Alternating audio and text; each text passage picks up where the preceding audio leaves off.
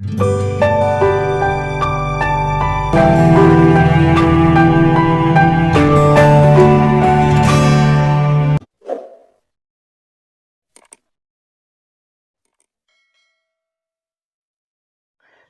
teman-teman sekalian, berjumpa kembali dengan saya Arif Gule di channel TV Laskar Kristus ini.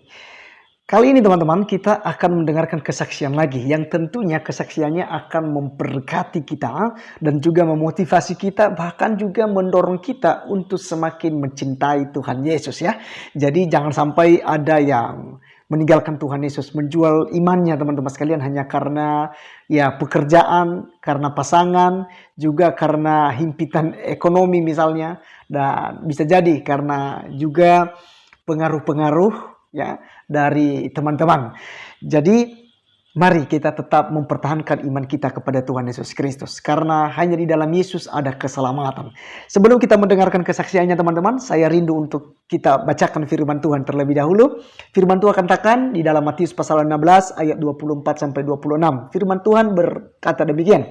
Lalu Yesus berkata kepada murid-muridnya, setiap orang yang mau mengikut aku, ia harus menyangkal dirinya, memikul salibnya, dan mengikut aku.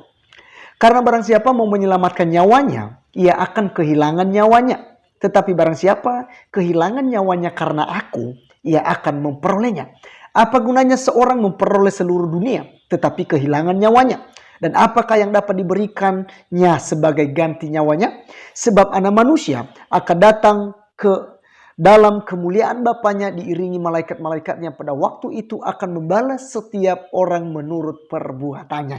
Nah teman-teman sekalian, firman Tuhan yang begitu singkat ini tentu saja ini akan menguatkan kita, memberkati kita teman-teman sekalian. Karena firman Tuhan katakan barang siapa yang mau mengikut Tuhan Yesus harus menyangkal dirinya dan memikul salib. Menyangkal diri teman-teman ya, artinya kita harus meninggalkan semua kesenangan kita, ya, meninggalkan semua kesukaan kita, ya, untuk mengikut Tuhan Yesus. Dan memikul salib artinya kita harus tetap kuat walaupun kita dicaci maki, kita dihina, bahkan kita disiksa teman-teman sekalian, kita dikucilkan, ya, bahkan diusir dari keluarga kita hanya karena kita mengikut Yesus. Itu makna dari memikul salib. Artinya kita rela semuanya itu demi untuk memperoleh kehidupan yang kekal yang sudah dijanjikan di dalam Tuhan Yesus Kristus.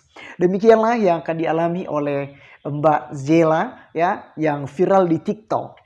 Dan kita akan menonton kesaksiannya karena apa yang disampaikannya sangat menguatkan dan juga sangat memotivasi. Untuk itu mari kita langsung saja untuk melihat videonya teman-teman. Kiranya hal ini memberkati kita semua. Jadi kita lanjut cerita ya. Yang jelas respon keluargaku nggak setuju. Awalnya sih dari awal yang aku memang mulai mempelajari, aku memang hide story aku dari ibuku, bapakku, dan kakakku karena mereka di rumah tuh 3 orang yang sangat nentang sih. Kalau bapakku sih nggak tahu nentang atau nggak, cuman memang dia orangnya no comment. Yang tahu itu adik aku gitu. Nah barulah sekitar 2 minggu yang lalu aku terbuka sama ibu aku.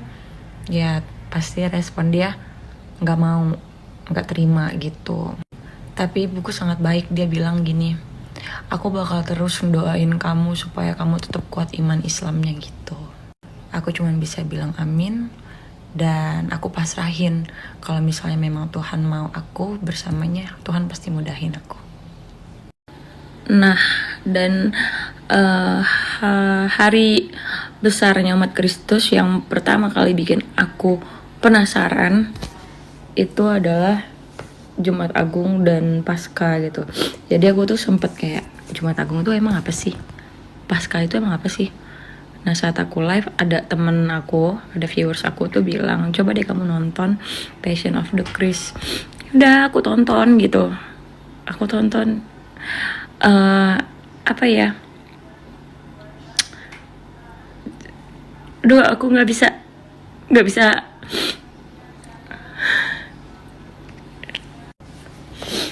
Pokoknya itu nggak bisa dijelasin deh gimana pedihnya. Dia disiksa berkali-kali, apa ya, inget filmnya. Aduh sorry. Intinya kalau menurut aku itu film tuh bukan film yang umat Kristen gitu loh. Menurut aku kita yang orang Islam juga kalau nonton itu tuh bener-bener ngebangkitin rasa toleransi sih menurut aku. Jadi emang dari film itu aku ngerasa, oh ini yang dibanggain dari sosok Yesus gitu. Oh ini yang buat mereka tuh mencintai Yesus gitu, mempercayai Yesus gitu loh. Jadi biar tahu, biar tambah pemahaman lah gitu. Tapi kalau aku pribadi, terus terang aku memang apa ya, aku juga tiap malam aku suka baca beberapa apa sih yang orang bilang saat teduh gitu ya, kayak ngulik Alkitab gitu ya. Aku sering baca itu dari apa sih, Sabda ya kalau nggak salah. Itu aku sering baca dan aku kayak yang oh iya, oh ternyata begitu, oh gitu. Jadi aku nambah wawasan gitu. Dan sampai saat ini aku masih Islam guys, tapi memang aku nggak ngerasa mau berhenti untuk terus belajar dan mengetahui tentang Kristus. Dan itu pilihan aku. Jadi kalian yang nggak suka, simpen aja kalimat nggak sukanya, jangan dikeluarin, karena kalian tuh nggak pantas ngebenci manusia lain gitu loh.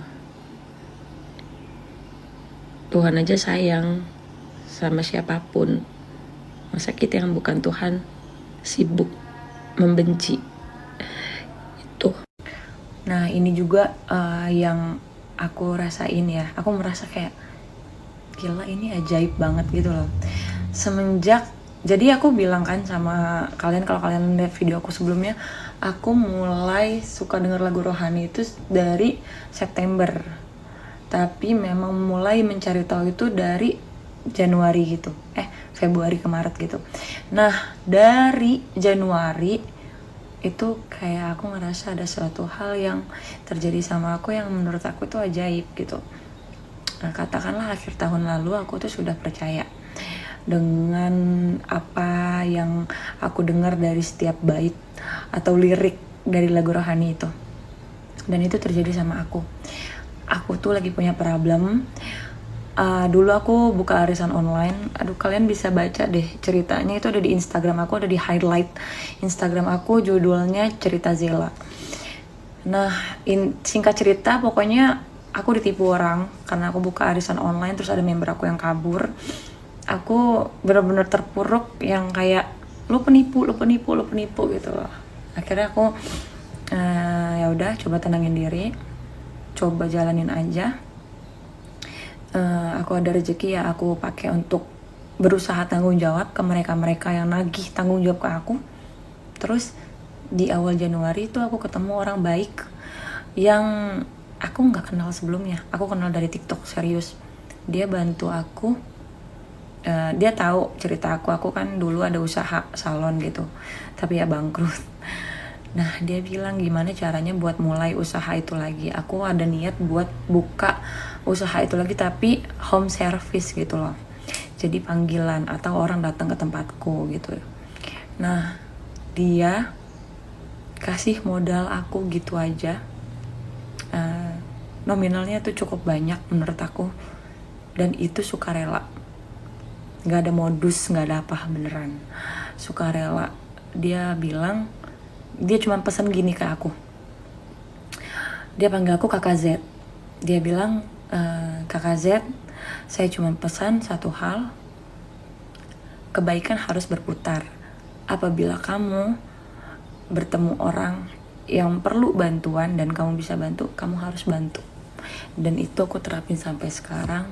Puji Tuhan, sampai sekarang aku gak pernah ngerasa kayak apa ya, sempit rezeki atau apa. Walaupun mungkin memang tabungan ada ya terkuras buat ini itu, tapi aku gak pernah khawatir gitu loh.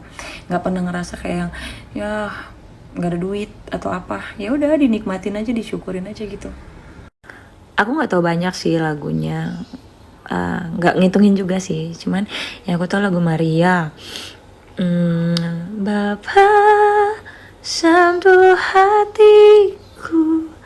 Lagunya Nikita. Ku telah mati dan tinggalkan, sama selidiki aku, lihat hatiku. Terus Bapak kau setia, kau tunjukkan kasih setiamu. Ku bersyukur Bapa. Udah gitu, hadiratmu memenuhiku. Sama aku apa lagi ya, segala itu aku agak lupa sih. Segenap hatiku menyembahmu Yesus, ku bersyukur padamu. Ku bersyukur padamu ya judulnya. Berkat kemurahanmu tadi ada di video aku. Waktu Tuhan pasti yang terbaik. Terus karena salibmu ku hidup. Sama dia